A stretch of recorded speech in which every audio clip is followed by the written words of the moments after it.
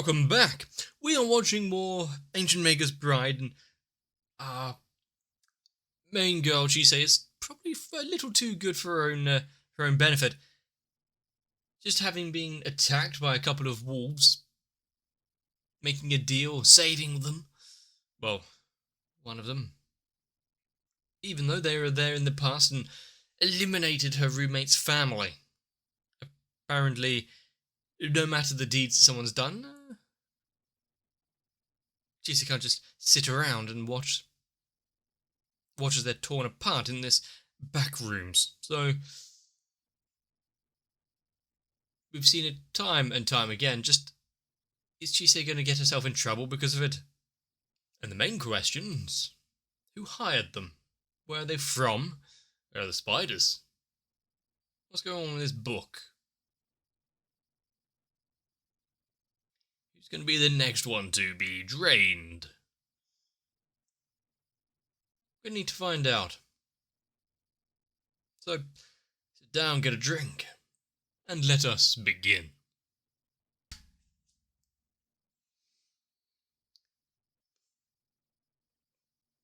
After the events of the previous episode, now just catching up on this one and sleeping soundly. She's going to need some more potpourri.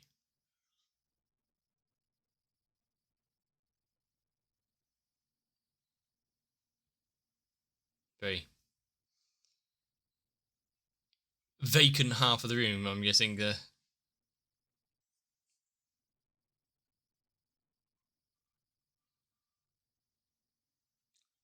I had a thought, and it immediately escaped me. I would say maybe there's a magician playing a trick on me, but no, that's just my short-term memory.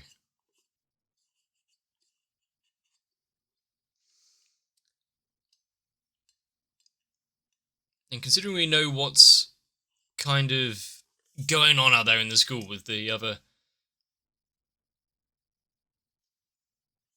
teacher being drained of their magic, there's at least someone going around, and it's centered around the school, considering they got the book there as well. How long is it going to be before they impose some sort of curfew, or there is a security system put in place so it can actually monitor people? Don't go waltzing around in case you just suddenly lose a lot of energy. End up into the medical ward. But when the big reveal comes up, who's it going to be pointing the finger at? Student, teacher, other.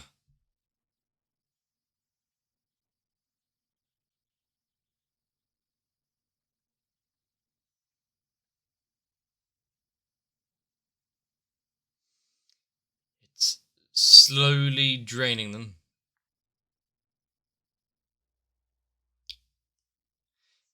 Is it something that should have been mentioned in her presence there?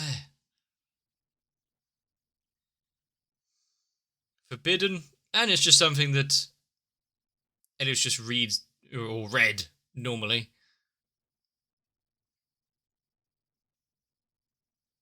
If they let it continue on, it'll be a bigger problem. If it is being sapped away, yeah, maybe there's a trace of where it's headed.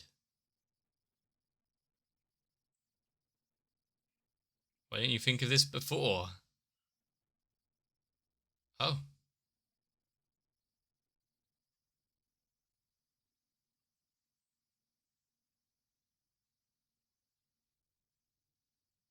It's being lost somewhere. Well, they'll have to try to make a decoy. Use someone as bait.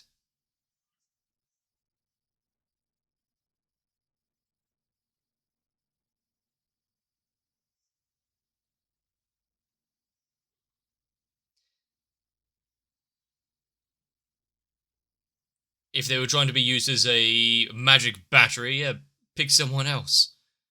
Maybe it was just testing out, or maybe there's a grudge.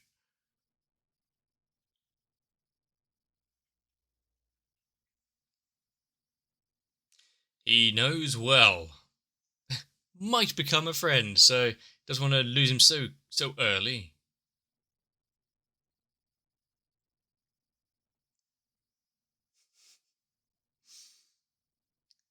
How? How has this occurred? How does he have a friend?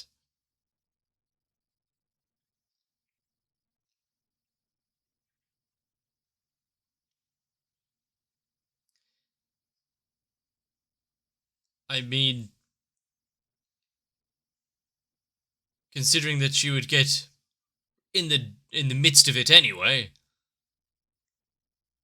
she has as much right to be involved as he does, really.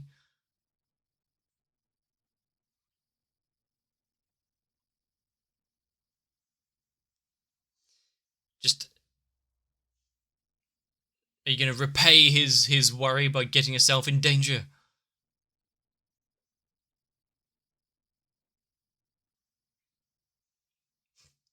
Yeah, just, get over the evil goings on, people potentially being drained to death, having all of their life force stolen. Just go and do an extra class or two.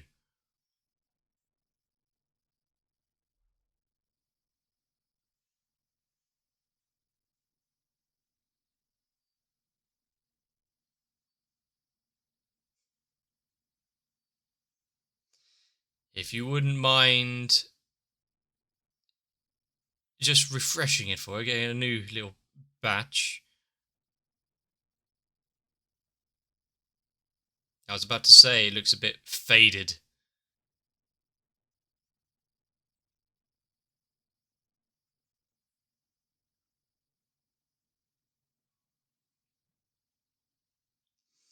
So she has a little apothecary box full of stuff there. Sure, why not? They'll make a day of it. Let her choose things for herself.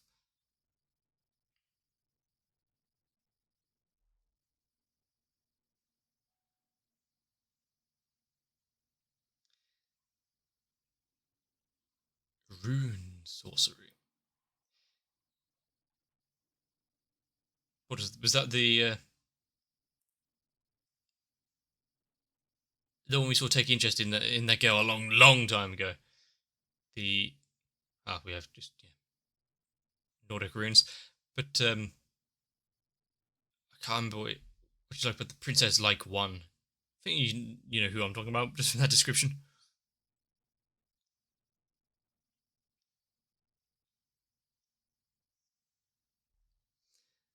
A singular rune by itself.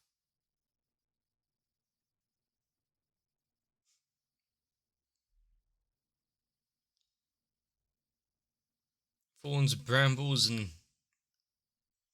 others.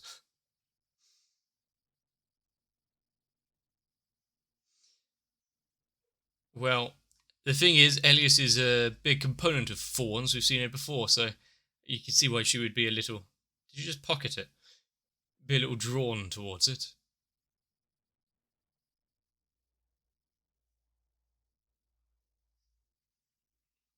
Nice to ask, but she's been better. I mean, the recent days haven't been all too kind on her.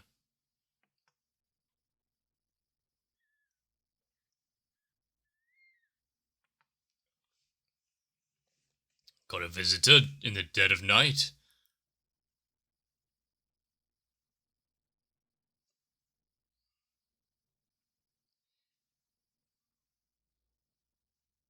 Okay, but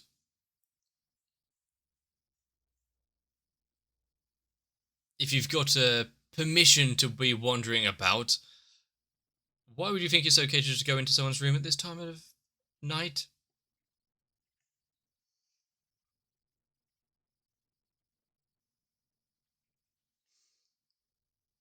It will help her sleep.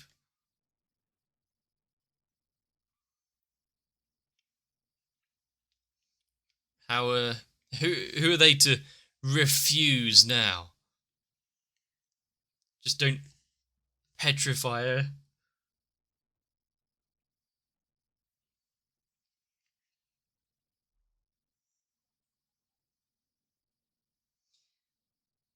I mean, they're cute in their own regards, I guess. Probably not as good as snakes, but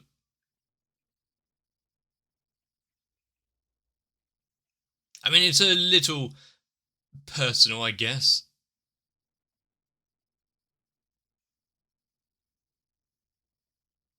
You'll just have to inform her about it at another time.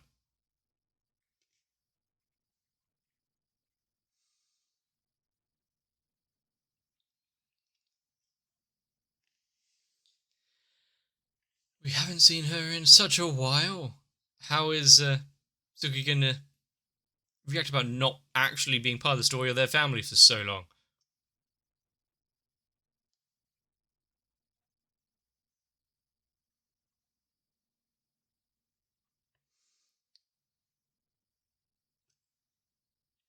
The the house is going to be so cold and empty for a while.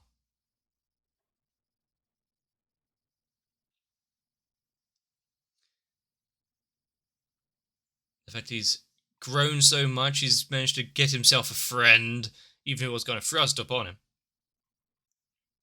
Maybe those before could have been in that held in lofty regards like that, if only he knew what friends were.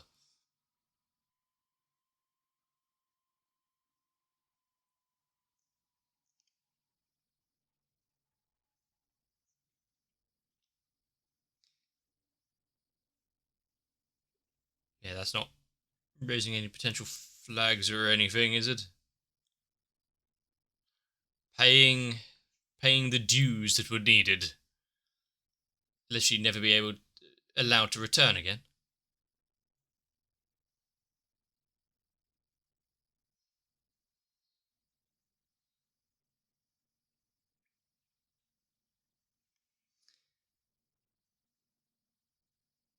Ah, the fact that she did use that as an escape method during the assault before. Were they were they legally obtained or just there's a few farmers around who's going to be angry?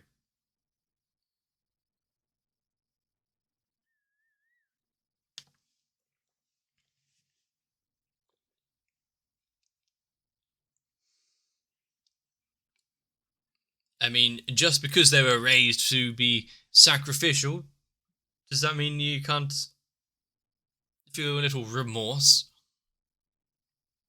Uh,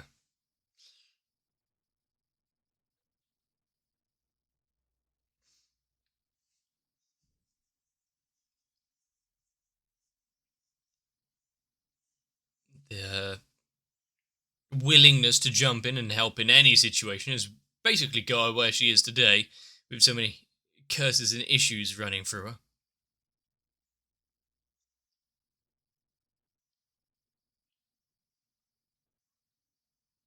Hmm.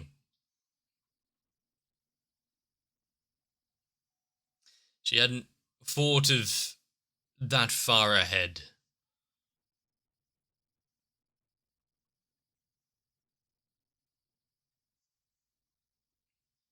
Don't start just causing trouble when it could be avoided.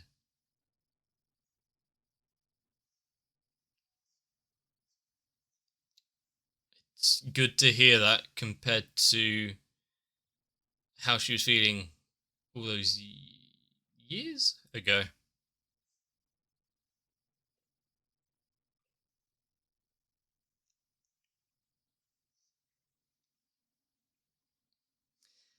Think think about things a little. Don't just dash in with her instincts.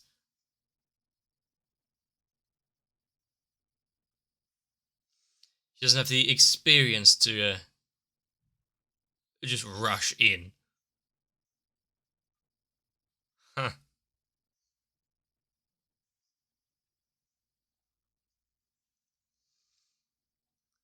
But at what risk? Is saving everyone really worth it when she can hurt so many by being at the center of it herself?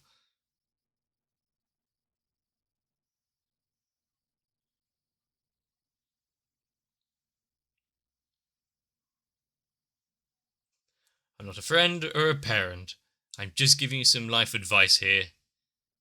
I'm telling you what to do.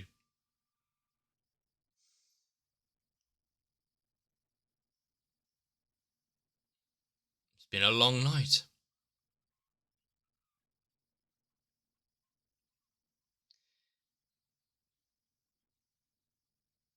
I see these. I want some sweets now, but I see they're going all out with these costumes.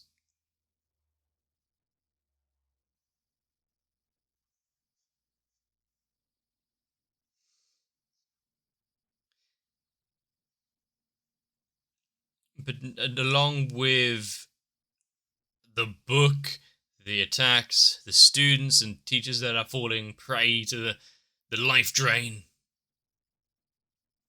Try and have a little fun, hand out some sweets along the way.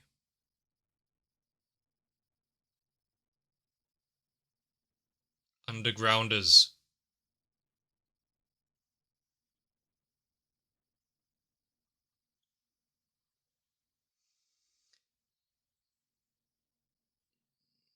Or not unless it affects them,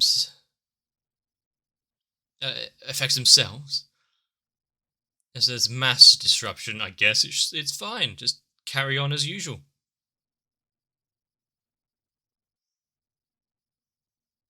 That was rather pointed. He wouldn't have said his name. This was for a particular reason.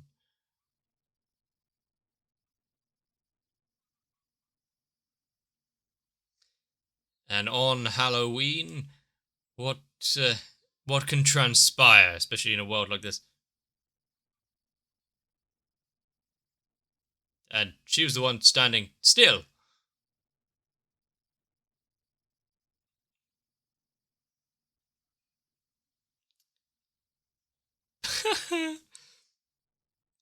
She didn't have time to make her own. They get on so well.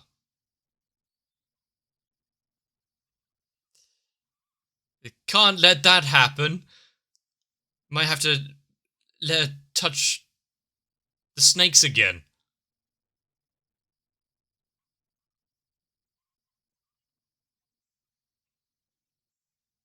Yeah, she's not going to be able to get away from that one.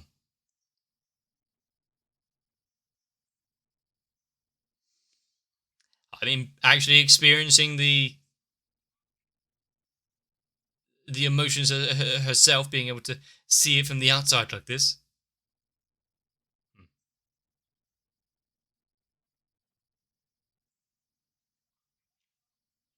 Just rest up a little bit longer. Maybe they'll bring Halloween to her. I mean, she can't exactly run now, so yeah, sure. The Waste Tower. Why there specifically? We had the other guy mention it, and now she wants to run off. Failed experiments. Huh.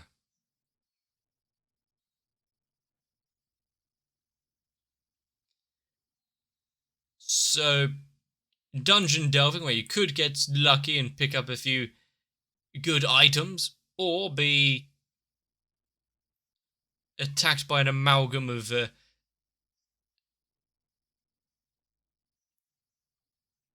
experimentations, chimeras.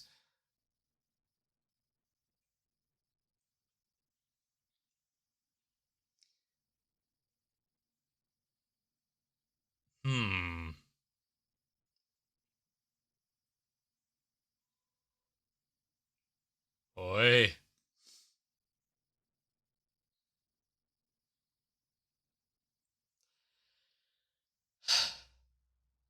Well, time to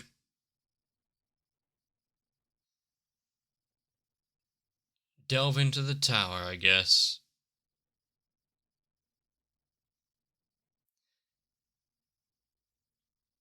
They've got a few more people tagging along.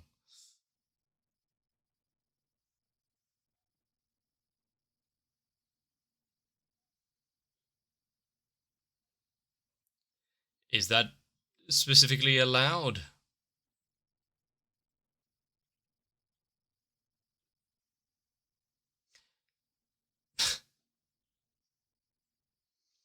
I mean, it would have been good to... Hey, Fabio. It would have been good to inform them of what they're meant to be doing. She's actually being forced not to go. Having a guard dog, I see.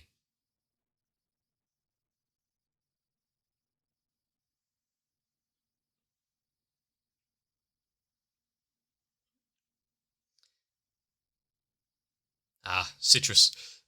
To his heightened sense of smell, that might be a little aggravating.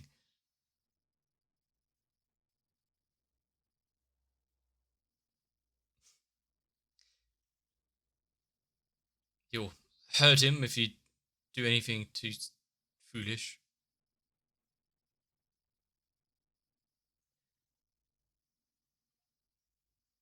I mean, it's taken some time for people to start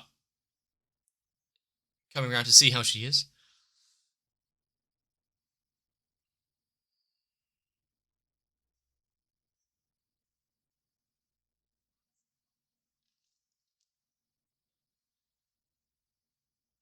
Here?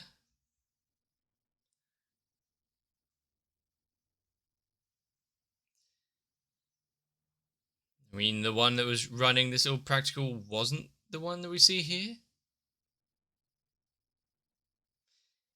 Yeah, as thanks for the...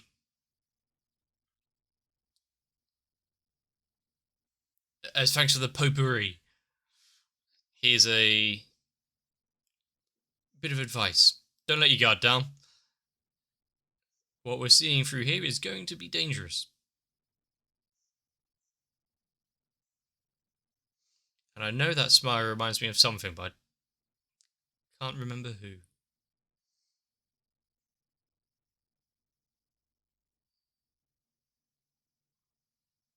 We haven't seen the dorm mother cats in a while.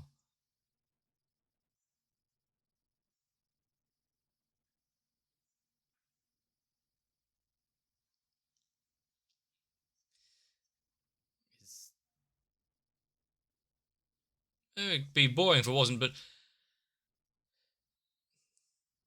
is she going to get personally involved now?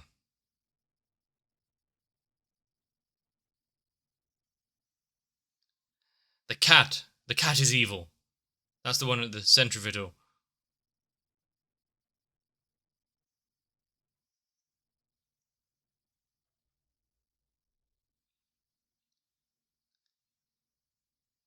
Hmm.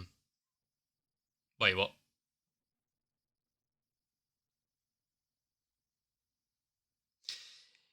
One would think not under her own wishes. I mean, she was such a greedy child after all, wanting presents and to go to school.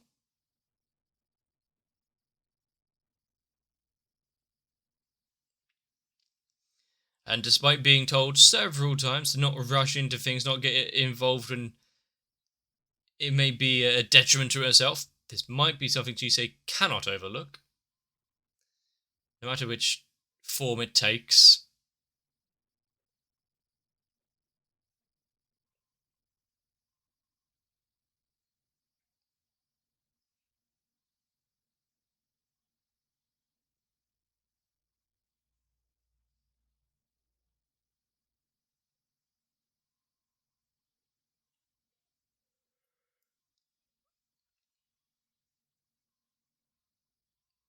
And should they actually come across the reason for this siphoning, if the links are broken, is it... What happens to all of that life energy that was taken? What I do like about what I do like about Angel Magus Bride is that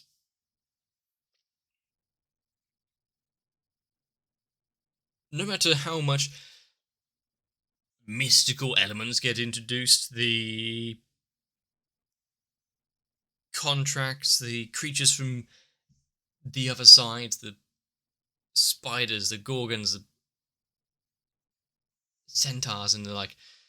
At the heart of it, it's fairly easy just to get behind someone's personal struggles and their place in this world and sense of self-worth. Now, after expanding a social net to include so many would-be friends, not only her, but her teacher, as it were, her husband as well, Elias learning so much. And just like her, he's experiencing many a thing for the first time. So both of them wouldn't quite know exactly where to hold up and stop getting involved. Good thing we know that they are particularly useful, so at least they'll be able to handle themselves in a lot of situations. But the copying of the book, the spiders, everything being intermingled. How it all plays out and who's actually involved. Whether we'll be disappointed by the reveals or not. Left to be seen. But of course, more than that, I think, no matter who it is that's actually pulling the strings. Proper motivation, I would like to know. Do they just see everyone here as useful? As I said before, just little batteries to power up whatever they're doing? Or is it just a test run to see if it works? Maybe with Chisei at the core, considering, Slay Beggy.